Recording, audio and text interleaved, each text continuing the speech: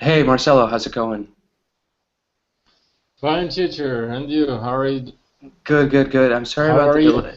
I'm good. I'm sorry about the delay. My internet was not working in the early morning, so I was trying to fix it. It should No be good problem. now. Yeah. No problem. Good to see you again. Good to see you here again, too.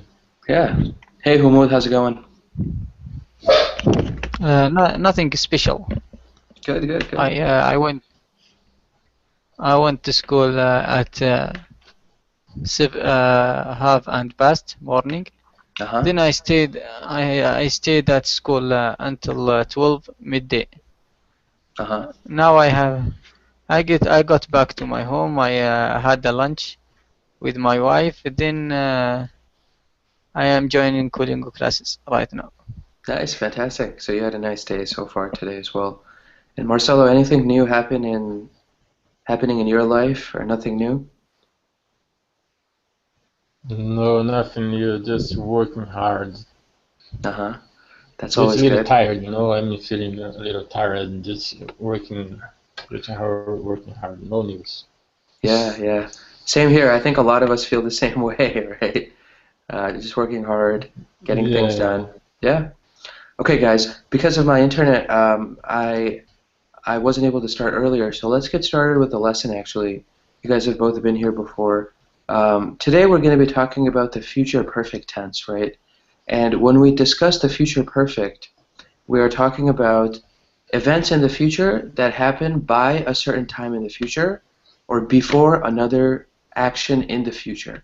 So we are comparing two actions, one of which happens before the other action in the future. Right? That's how the future perfect works. And there's actually two ways that we construct the future perfect.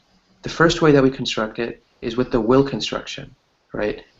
We can say, um, for example, I will, I will have finished my homework by 9 o'clock, right? I will have finished my homework by 9 o'clock.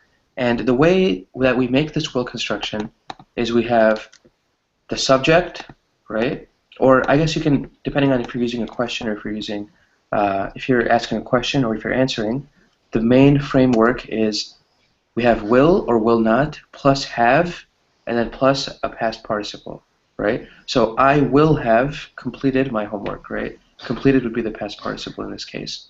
So this is the first type of construction that we have for the future perfect, right? Um, could you guys give me an example? So Humud, could you give me an example of a sentence that has the future perfect using this will Yeah. construction? Okay. By 8 today, by 8 evening, my car will have repaired. Uh-huh. My car will have been repaired, actually. Because you're talking about, or because the way, if you say my car will have repaired, then we're not indicating who is doing the repairing, right? Will Um, have will have repaired by a mechanic. yeah, but we have to say the mechanic will have to be the subject then, right? The mechanic will have repaired my car. By 8 p.m. tonight, the mechanic will have repaired my car. This is actually, if you say my car will have repaired, Passive. it's it might not be. Let me think about that actually. We're not indicating who is doing the repairing. That's the problem, right? Because the car is the object, it's what's being Yeah, repaired. yeah. We need the subject of the sentence, right? That So means it is the passive of future perfect, I guess yeah, isn't that's it? one way. That's one way you can think about it. Yeah. For me, I look at it as it's the object and not the subject. But I think what you're saying also makes sense. So how do we change that then? By 8, my car will have been repaired. My car will have been repaired, yeah. Or you could say like the mechanic will have repaired my car, Yeah. By 8. right? By 8 p.m. or yeah, By 8. by Yeah. yeah, like by 8 o'clock or something like that. So that's okay. That's really good. Uh, Marcelo, can you give us an example using will? Yeah, for instance, we made a question using the future perfect. Sure. Will you have studied all the subjects by tomorrow? Fantastic. Will you have studied all the subjects by tomorrow, right? Something that you can ask maybe a student, maybe you can ask your child, right? Maybe there's a big exam tomorrow. So yeah, fantastic. Will you have studied all of your subjects by tomorrow, right? Hey Ken, how's it going? Yes, I'm fine. How are you? Good, good. I think you might have been trying to join earlier, Ken. There was a problem with my internet. Yeah. So yeah, yeah. Yeah, me too. It's hopefully not going to happen Mhm. in the next two classes, but we're talking about future perfect, right? So Ken, how do we have the will construction that we use, right? Mhm. How do we make a sentence using, or could you give us an example of a sentence using the will construction? Future perfect, you mean? Future perfect, exactly, yeah. Okay. By the end of the class, we will have mastered future perfect. Fantastic. By the end of the class, we will have mastered the future perfect. Hopefully mastered. Yes. It's a very complicated lesson at times. So yes, perfect. By the end of the class, we will have mastered the future perfect, right? So that's the first type of construction that we use for future perfect. The second type that we use is the going to construction, right? So instead of saying will, we can say going to. And the way we form that construction is we have the verb to be. So we have, is, am, are, whatever, and then going to have, and then the past participle. So, yes, Marcelo, I am going to have studied all the subjects by tomorrow, right? I am going to have studied all the subjects by tomorrow. So it's a little different, but the meaning between this one and the will construction is exactly the same. They both mean the same thing, right? So, Marcelo, do you mind giving me an example? I going tomorrow? But you use going when you are answer the question. Yeah, yeah, it doesn't matter, right? If you ask the question with the will construction, we can Yeah. answer in the going to construction. All right. It's just based on personal preference which one you want. If you want to answer in the will, you can, but you can also use the going Okay. because there's no difference in meaning, right? So how would you make something with this construction? They will. Mm, they will. Day is good, right? So day is a subject. What Yeah, would be they the will. what would be the form and the verb of the verb to be? Because remember, we have the subject, and then we have to use the verb to be. They don't go. Yeah. They don't go have.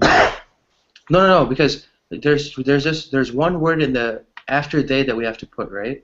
Because remember, see how it says in the formula that we have the subject and then the is, am, are, or whatever, right?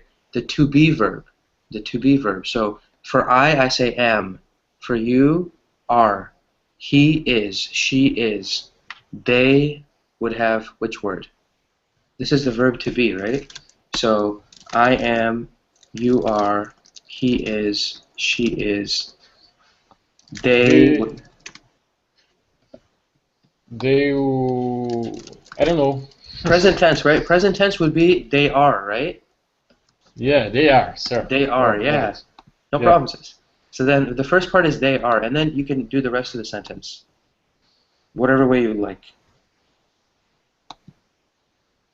So, for example, they are going to have, and then you can put any past participle you want. Okay. Yeah, it's the first the subject, then the any of the forms of the verb to be.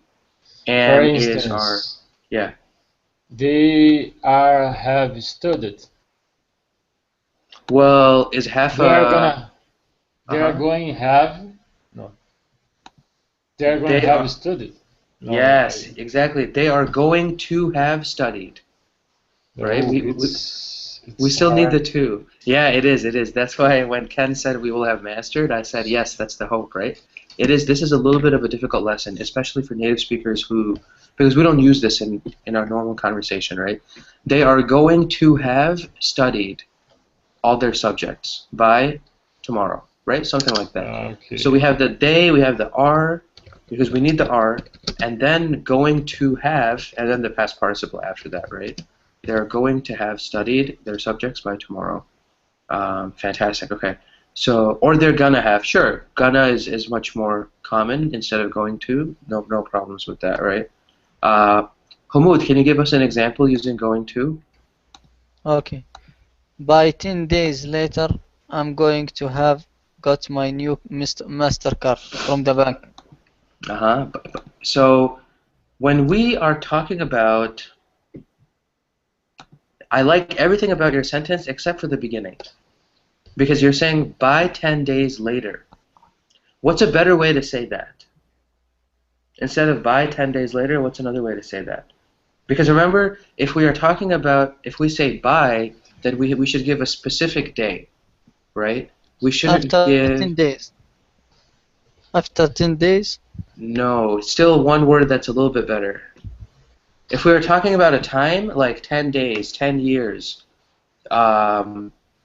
few hours, what word do we use instead of by or instead of after? We use in. A few. We use in, right? In 10 days. Yeah. In 10 days. Because 10 days is a duration. It's a block of time, right? If we say by, then we should say by Friday or by next year. Something like that, right? If it's a point of time, like 10 days, then we should use in. Okay. So then what would be the sentence? One more time. In 10 days, I'm going to have got my new MasterCard from the bank. I'm going to have is got a past participle, or got is just normal past, isn't it? Got is simple past.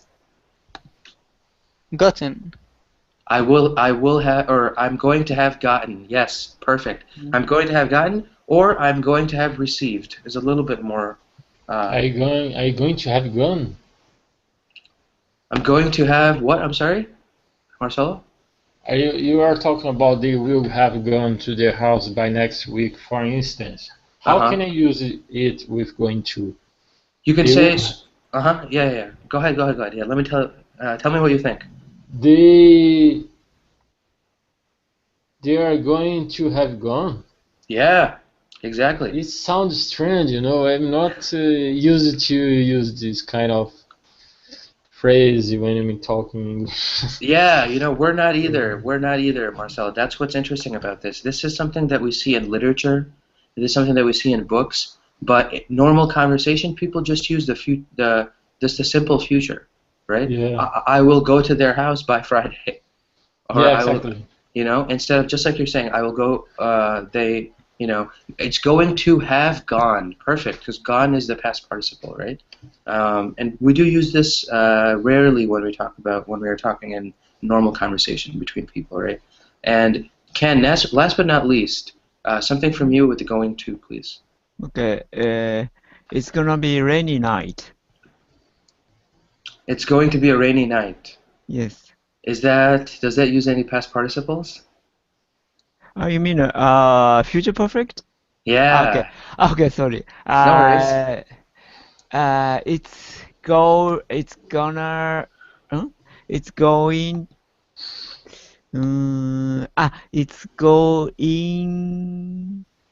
going to have been rainy night. It's going to have been a rainy night. It is going to have been a rainy night. And then we still need to indicate the other part of the sentence, right? By or in or something like that, right? Because remember, the future perfect is all about, and we're talking about an action in the future that happens before another action in the future, or by another time in the future, right? So what would be the second part? It is going to have been a rainy night by the time? By the time the sunrise. By the time the sun rises, yeah. That's a good one. It is going to have been a rainy night by the time the sun rises. Which, if somebody hears that, what do they think? It's raining at night, right? Mm-hmm. That's what we're trying to say. It is going to have been a rainy night by the time the sun rises, right? So, good. Yes, yes, Marcelo, that's perfect. By the time we get to the airport, or get to the airport, right? Just that one word to, the plane will have already left, right? Well, actually, hold on one second. The plane will have already left. Is that? Mm, We should yes, yes, put it. that's good. I'm sorry, go ahead, Umud, yeah. I think we should put the second sentence in the passive. We should, or is that how it is right now?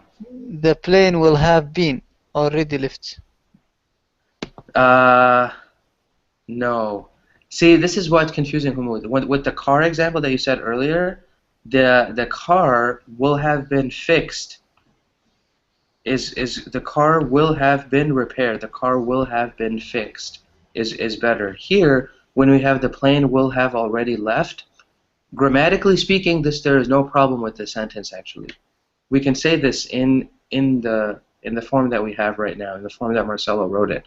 What I'm trying to think is the past participle. The past participle of leave is left. Yeah, I think we're okay, Marcelo. I think this is good. The only thing that is missing is it should be get to the airport. Get to. Right?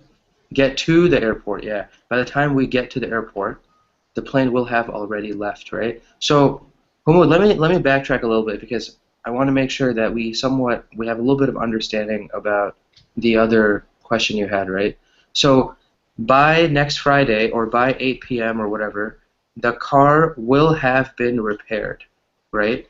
The reason I'm saying that, I don't really think it's a question of the passive. Right. I think it's because we are talking about the car is receiving the action, right? Here, the plane is the subject. It's going to leave, right? So we can say the plane will have already left, right? So when we are talking about an object that's receiving the action, in that example we used been because that was the easiest way to form that sentence. But when we think about it in the passive, right? I don't necessarily think it's passive because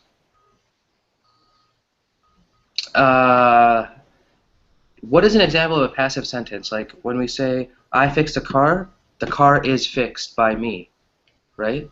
That's an example of something that's more passive, right? The car was fixed by me. Yeah, so that would be passive, exactly, right? I fixed the car is just standard. Car is the object, and I is the subject, right? When we have a passive sentence, we reverse the order. So the car becomes the subject, will have been fixed by me, right? Or I will have fixed the car by the repairman. Oh. Yeah, I will have fixed the car by whenever. That would be future perfect, right? So I'm just trying to see if I can explain Humud's earlier statement better, right? So the car will have been fixed by 8 p.m., right? Let's just say that's the example. Why is it this and the car and not the car will have fixed? The car will have fixed by 8 p.m. This is incorrect. The reason I think is simply because we're looking at the car being the object of the sentence, honestly. Yeah, so does that help a little bit, Humud? I know it's not maybe What about yeah. the plane will have already left by the pilot? The plane will have already left by the pilot? Yeah. Well, is the pilot a time? Remember how we use by or in as the second action in the second event in the future, right? So we won't be able to say It will have been left by the pilot. Will have been left by the pilot. So you're saying the pilot is flying the plane, right? Or the pilot is making the plane leave, right? Is flying the plane away. Yeah. No, man, that one won't work either. Because if we say the plane will have been left, or will have left by the pilot, whatever follows by needs to be something related to time, related to some time in the future, right? I think we're mixing the passive with the future perfect, right? What I was saying earlier was how we basically form a passive is we can use by to indicate the subject versus the object, right? So I fixed the car was fixed by me, right? The pilot flew the plane or flies the plane is flown by the pilot, right? That is how we do regular passive versus active, right? The plane is flown by the pilot, right? So it's a different scenario from putting it in the future perfect and saying the plane will have been left by the pilot, right? That one won't necessarily work because by should be a time, right? By should be the plane will have left by 6 p.m. The plane will have left by the time we arrive to the airport, right? Or by the time we get to the airport. So it is confusing. I realize that, but I think for the purpose of the future perfect, if we stick to the formulas that we have here, right? So for will and for going to, I think that's the best way to form the sentences without being confused, right? I think these formulas do a nice job of isolating what we need and what we don't want to confuse us. Does that help a little bit, Hamoud? Yes. Okay. I know it's confusing, guys. I know it's confusing. This is one of the lessons that takes some extra time, right? Ken, one last question from you. Will you be able to give us? Actually, did you already give us one with the going to in the? Yes. You did? Okay. Never mind that. Never mind. So then the next part, guys. So we looked at will and we looked at going to, right? This was something that I mentioned briefly before, but the difference between by and in, right? So, for example, when we use by, we are talking about a deadline. We're talking about a time in the future that something needs to be done by, right? So, I will have my homework done by tomorrow. Can I say I will? Can I say I'm gonna have my dues paid tomorrow? I'm going to have my, what was the last part? Dues, my bills, dues. My dues paid tomorrow. My dues paid tomorrow, my right? dues. I will have my dues paid. Or I'm gonna have my dues paid tomorrow. Yeah, that works because or you can say the other way if you want to exactly follow the formula. I'm going to have paid my dues by tomorrow, right? That works. I'm going to have paid. I am going to have paid my dues by tomorrow, right? Or I will have paid my dues by tomorrow, right? Those are both examples of this future perfect construction that we saw, right? That's perfectly fine. I will have paid my dues by tomorrow. Okay. Yeah, you're indicating an action that you'll do before another time in the future, right?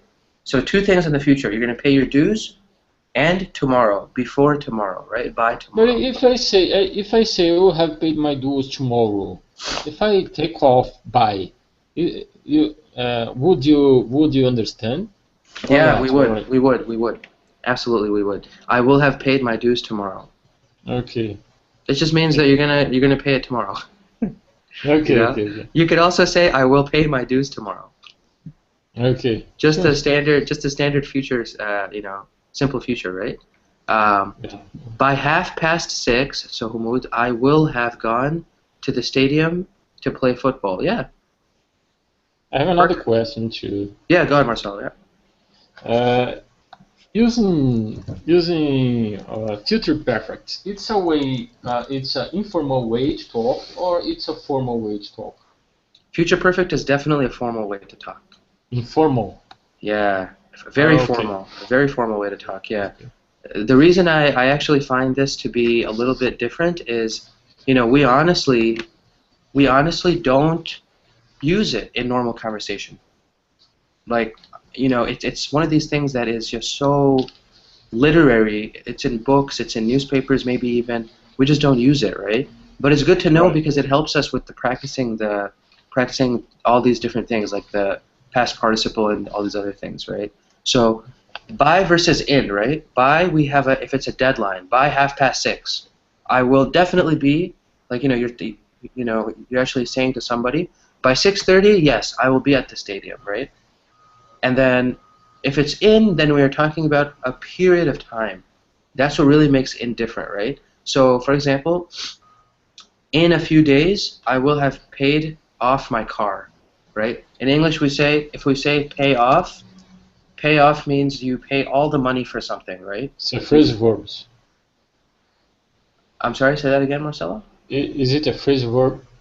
It is a phrasal verb. Yeah, exactly. It's a Right. phrasal verb, right? So I'm going to pay off my car. I'm going to pay off my house. Meaning that maybe I was paying every month for 6 years or something like that. Finally, I will pay it off. I'll be done with making all my payments, right? So in a few months, I will have paid off my house. Paid off my house, right? So in a few months, right, we're not giving a specific deadline. We're giving a duration of time, right? That's why Humuda is telling you, in 10 days, I will have received my new credit card, my new MasterCard from the bank, right? In 10 days. We're not saying by October or by November 1st, right, which is, I think, 10 days from today. We're not saying that. We're saying in 10 days, right? So that's why the in and the by become important when we talk about that difference. Does that make sense, guys? Yeah. Okay. I got it. You guys got it? Okay. Ken, what about you? Yes. You guys got it? Okay, sweet. Marcelo, I have an update from you from our last class. Remember the question you said about Bob said that it was going to rain on the following day? You're great. You didn't forget it. No, not at all. Not at all. So when I was asking the other teachers, we said two things, right? We said, for example, somebody can say, Bob said that it was going to rain on the following day, right? But this is a past continuous, right? It was going to rain on the following day. When we look at the past continuous in this sense, okay, generally we use the past continuous in this sense when we are talking about something that we planned to do but we failed to do, okay? So for example, I was going to call you, but I forgot, right? Or I was going to do my homework, but I got busy and I didn't do it. But I was going to have it here yesterday, but I didn't have time enough. Yeah, I was going to have done something yesterday or whatever, but I didn't have time, right? So that's one example as well. So, and then somebody else in the class was saying maybe it's better to just say Bob said it will rain tomorrow, right? So instead of saying Bob said it was going to rain, to just make it the standard future, right? Bob said it will rain tomorrow, right? So both of these sound 100% correct, okay? None of the teachers could think of any reason why these are wrong, right? However, it was preferred. Remember how somebody else in the class was saying that will should become would? I think it was Murad was saying will should be would, right? Murad, you have a good memory. Yeah, he suggested that will should become would, and that is also allowed, right? So I think it's better, because on what we said among the teachers, I think it's better to say Bob said it would rain tomorrow if we want to use the future. It would rain. Yeah. We should make. Can you type? Yeah. Absolutely. Bob said it would rain tomorrow, right? So this is what the teacher said. The teachers suggested this, right? What we had before, Bob said it was going to rain tomorrow. Going to rain tomorrow. This is the past continuous, right? Also okay. No problems with that. And Bob said it will rain tomorrow. This one is okay, but the would is better. The one with the would is better, I think, when we were talking about it. So the reason why it was going to rain sounds good is because it's past continuous and you're indicating like something that you're planning or something that is being planned or that you're considering will happen in the future, right? Okay. Nothing is wrong with any of these sentences. We couldn't find anything wrong with any of them. It's just interesting that we can use the past continuous in the case of reported speech also. Like it was going to rain, right? All 20 teachers looked at this. Nobody said anything against these different phrases. But we can also say it would rain tomorrow if we want. We can also talk about. We can also mention that. But Yeah. instead, it would rain tomorrow sounds better. Yeah, I think it sounds better than the will, right? It sounds better than the will, and it also is less confusing than it was going to rain tomorrow also. Yeah. So Okay. the transformation from will to would is what is kind of important in that lesson, right? So Alright. yeah, let me know though if you have any other questions like this, because when the teachers talk, we really learn a lot. Like every other teacher, me, we all talk about what if it's this, what if it's this, this makes sense, that makes sense, right? So it was a very good question. Thank you. Yeah, you're welcome. Humud and Ken, we were just talking about something from another class. So Okay. not to make you guys confused. Okay, so guys, today we're going to look at national parks in the state of Utah. Okay, Utah is a state in the U.S. in the very western part of the country, near Nevada, near a lot of the other states in the west. And recently, the U.S. government was shut down for about 3 weeks, right? And when the U.S. government shut down, everything that was, or a lot of the things that were controlled by the government, such as national parks, were actually closed, right? They were not Yeah, open. Yeah. I've So heard about it. exactly, right? So Utah, actually, one of these states, they decided that they will open their national parks, even though the government was closed, right? So Right. that's why it's an interesting situation, because in the U.S. we have a very interesting power play or relationship between the federal government and the states, right? The states sometimes do whatever they want, as long as they are not breaking any laws from the federal government, right? So Utah decided that they would open the parks, and by doing so, they would not be breaking any of the federal rules, right? So here's the article, guys. It's from CNN.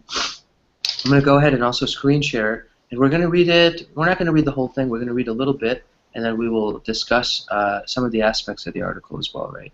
So let me screen share real quick, and let's get started.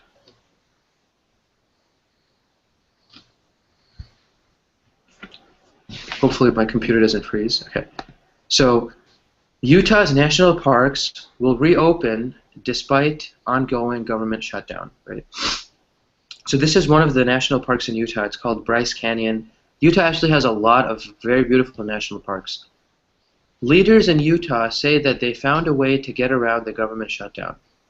Utah will reopen its 5 national parks by Saturday, as well as 3 other nationally run locations.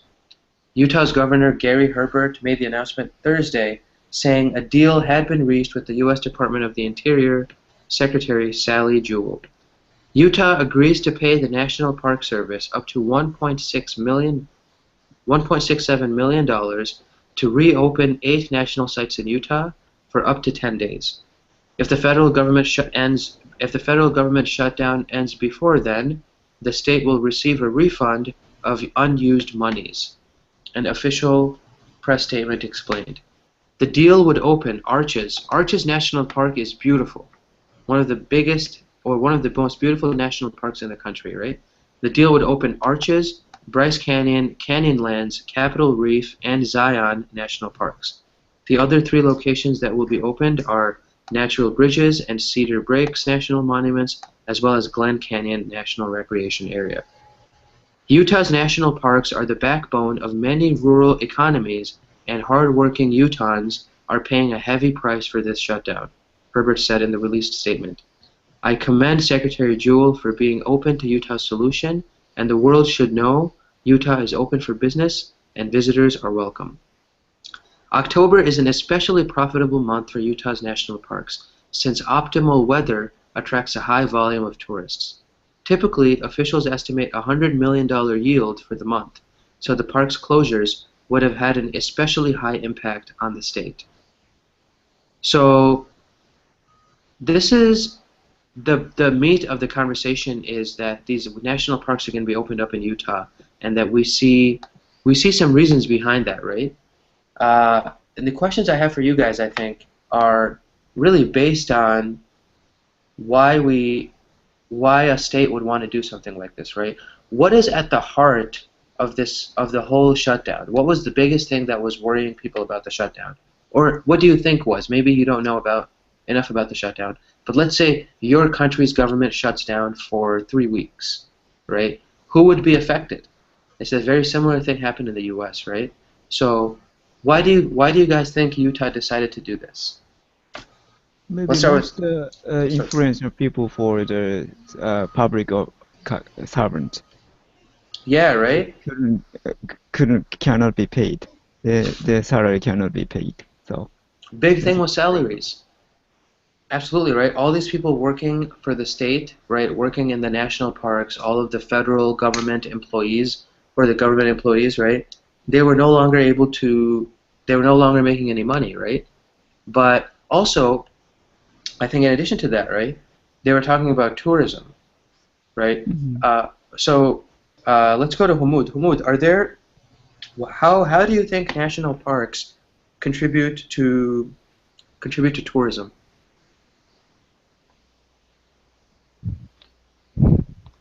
I don't know, but I think it is a great place for tourism. Yeah, it's a very beautiful And state. Uh-huh. yes, and the government will achieve more money from the tourists. Absolutely, right? Getting money from the tourists, especially when they visit national parks. National parks, most of them, I think actually the entrance fees, they don't have entrance fees because it's national parks, so they are for the people. But people, when they go to national parks, they buy souvenirs, they buy different things, they buy all these different things when they are, traveling, and that contributes to the state economy, right? Um, Marcelo, I think Brazil has a lot of national parks. What would happen if the government shut down and these people and also these parks, were shut down as well? I couldn't agree with you more. I, it's the tourism with money, problems with money, because Mm-hmm. the government needs the tourism to to move money. You know what I mean? Mm-hmm. Mm-hmm. That's it. And especially for Brazil, I mean, are the national parks under the control of the federal government also, like in the U.S.? Do you know? No, I don't know. You don't know? Okay, that's fine. I was thinking. I think most they should be because I think Brazil's form of government is very similar to America's. You have states and you have the federal government at the top, right? Because just my basic understanding, República Federativa do Brasil, right? Like Yeah, yeah, yeah. it's federal republic, right? So interesting. It's a very similar situation, right? Along with the U.S. But so one of the questions I had. I think the resource that came here, that it get into of Brazil, came to Brazil, it's tourism. So it will be hard to see publish. How can I say publish? It would be hard Uh, to publish places, closed. You know what I mean? publicize, maybe publicize. I think that's what you mean, Publicize. right? Publicize means to like to talk about, to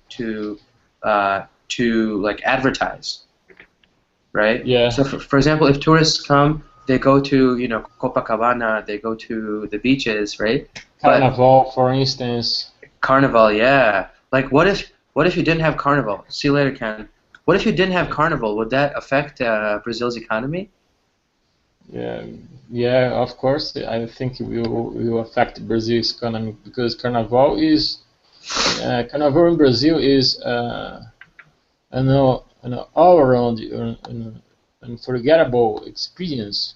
Mm-hmm. Carnival falls on a different date every year, about 40 days before Easter. Yeah, yeah. Brazilians close their offices and the shops and they throw themselves into the world's most famous manufacturers of Uh-huh. the uh, world's most famous manufacturers of the freedom and the happiness, Uh-huh. day and night, on and off the hot crowd beach at the peak of summer. This pretty wonderful, this pretty wonderful. So I Yeah. think it will damage the Brazilian economy. And very similarly in the U.S., for some of these small communities, excuse me, Utah doesn't have that many people, right? Utah is a state that is very, they have maybe one large city, but besides that, where all these national parks are, middle of the desert, right? Middle of the desert, national park, beautiful area, and people do live there, and those people depend completely on the national park for all of their money, right? Yeah. That's what makes it very difficult. So people are, a lot of people aren't sure, when it comes to, looking at what they need and what they are interested in. A lot of people don't know. When they don't have the national park as a source of money, they essentially have no money, right? They'll go hungry.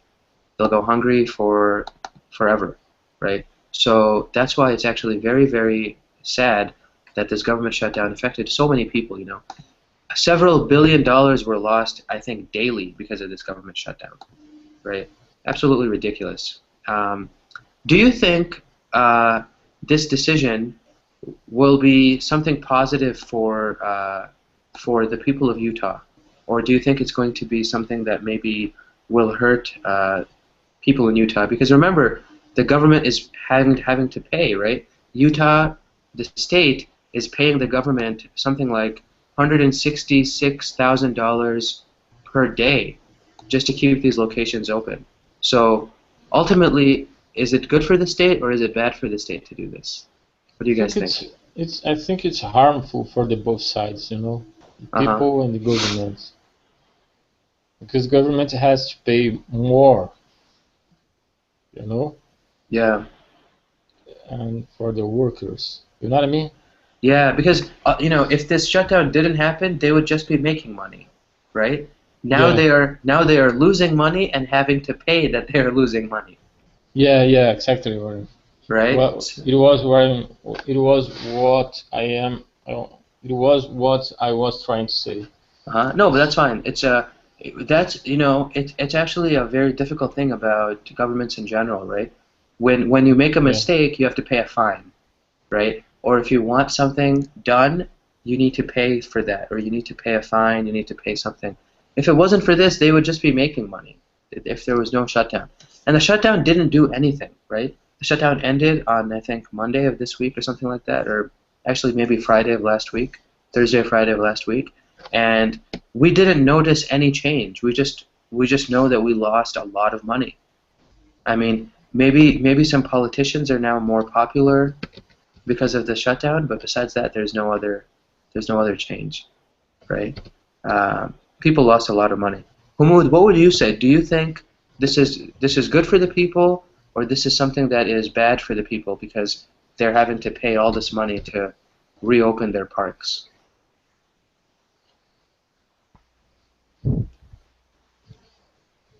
Sorry, I couldn't realize the question. So in the article, we see that the state of Utah has to pay $160,000 every day to open these parks, right? But maybe they're making millions of dollars every day from these parks, right? Who knows? Do you think this agreement they had with the government, where the government said, okay, you can open the parks, but you pay us money, right? Is that agreement something that is good for the people or bad for the people, or maybe you don't? It is good for the people because the tourists are not going to pay money. I think OTA will pay the money for the government. Yeah. So the tourists are not going to harm. That's true. The tourists will not pay the money, right? Utah will pay the money, but where does Utah get the money? From the tourists, maybe. No, so I mean, well, maybe, but also, what happens? What is the big money maker for a government? Marcelo, maybe you know. I think Saudi Arabia doesn't have this actually. Actually, I don't know the Tax. meaning of OTA. Yeah, taxes, baby, taxes. Yeah. Taxes. Saudi Arabia doesn't have taxes, I think, right? So Brazil have a lot of tax here. It's common. It's normal. yeah, taxes. It's our biggest nightmare. right? So Utah, the state of Utah gets all its money from the citizens of Utah, from the people of Utah, by taxing, right? So maybe the tourists, sure, they might be from California, they might be from Brazil, they might be from Canada, whatever, right? But the money is But ultimately coming from the people. Yeah, go ahead. if the Tota didn't pay the money, where will Tota send the money? If Utah doesn't pay the money, then where would they Yes. send it? I mean, they could Yeah. save it. They could save it, right? They wouldn't have to spend it. A lot of states need money in the U.S. Actually, we don't have enough money for education in many states, so they can always use the money for other programs in their state instead of giving all the money to Washington D.C., to the federal government. So that's one of the changes. Anyway, guys, so I have another class starting right now. Actually, we talked about future perfect. We reviewed some of the differences between future perfect and you know normal standard future and things like that. And also, Marcelo, I think I answered your question from earlier, and then we looked at Utah and the parks there. Any questions, guys, about anything we talked about? No, I would like just No. to add something here. Yeah. We were talking about the tax, and I think that we have here in Brazil, we have the higher tax around the world, and Brazil remains poor. You know what I mean? Uh-huh. So Well, Brazilian people really get tired and down because it happens here in Brazil. You know? uh-huh. Marcelo, you want to say we have the highest taxes in the world, right? Highest tax. Highest. Yep. So let me write it down for you. So we have the highest taxes in the world, right? Because if you're comparing Brazil to the rest of the world, then we need to use Yeah. a superlative, right? Okay, thank you. So that would be highest. Yeah. No worries. All right, guys. Well, thanks for a great class, and if you guys want, another class is starting right now. So Thank you, teacher. See you. yeah. See you. My car will have been repaired. My car will have been repaired, yeah. Or you could say like the mechanic will have repaired my car, Yeah. By 8. right? By 8 p.m. or By 8. by Yeah. like by 8 o'clock or something like that. So that's okay. That's really good. Uh, Marcelo, can you give us an example using will? Yeah. For instance, we made a question using the future perfect. Sure. Will you have studied all the subjects by tomorrow? Fantastic. Will you have studied all the subjects by tomorrow, right? Something that you can ask maybe a student, maybe you can ask your child, right? Maybe there's a big exam tomorrow. So yeah, fantastic. Will you have studied all of your subjects by tomorrow, right? Hey, Ken, how's it going? Yes, I'm fine. How are you? Good, good. I think you might have been trying to join earlier, Ken. There was a problem with my internet. Yeah. So yeah, yeah. Yeah, me too. It's hopefully not going to happen Mhm. in the next two classes, but we're talking about future perfect, right? So, Ken, how do we will have been repaired actually? Because you're talking about or because the way if you say my car will have repaired, then we're not indicating who is doing the repairing, right? Will Um, have will have repaired by a mechanic. yeah, but we have to say the mechanic will have to be the subject then, right? The mechanic will have repaired my car. By 8 p.m. tonight, the mechanic will have repaired my car. This is actually, if you say my car will have repaired, Passive. it might not be, let me think about that actually. We're not indicating who is doing the repairing. That's the problem, right? Because the car is the object, it's what's being Yeah, repaired. yeah. We need the subject of the sentence, right? That So means it is the passive of future perfect, I guess yeah, isn't that's it? one way. That's one way you can think about it. Yeah. For me, I look at it as it's the object and not the subject. But I think what you're saying also makes sense. So how do we change that then? By 8.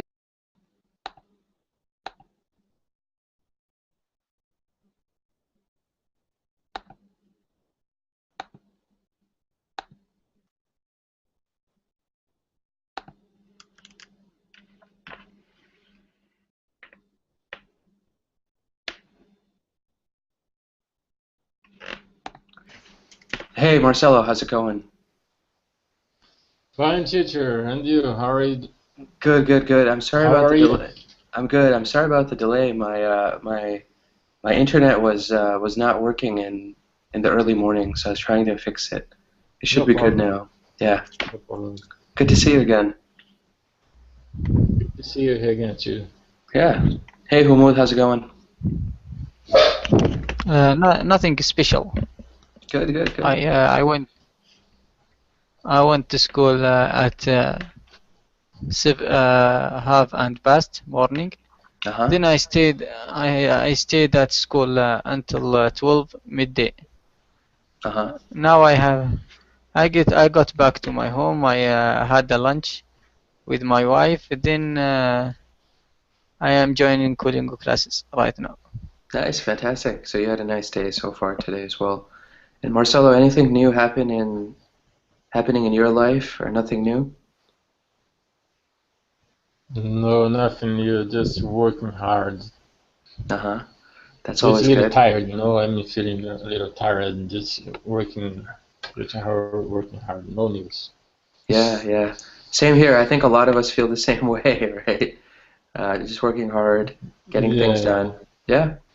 Okay, guys. Because of my internet, I wasn't able to start earlier, so let's get started with the lesson. Actually, you guys have both been here before. Today we're going to be talking about the future perfect tense, right? And when we discuss the future perfect, we are talking about events in the future that happen by a certain time in the future or before another action in the future. So we are comparing two actions, one of which happens before the other action in the future. Right? That's how the future perfect works. And there's actually two ways that we construct the future perfect. The first way that we construct it is with the will construction, right?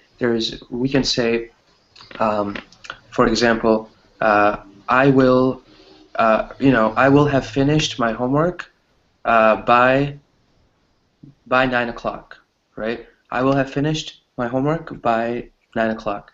And the way that we make this will construction is we have the subject, right? Or I guess you can, depending on if you're using a question or if you're asking a question or if you're answering, the main framework is we have will or will not plus have and then plus a past participle, right? So I will have completed my homework, right? Completed would be the past participle in this case. So this is the first type of construction that we have for the future perfect, right? Um, could you guys give me an example? So Humud, could you give me an example of a sentence that has the future perfect using this will Yeah. construction? Okay.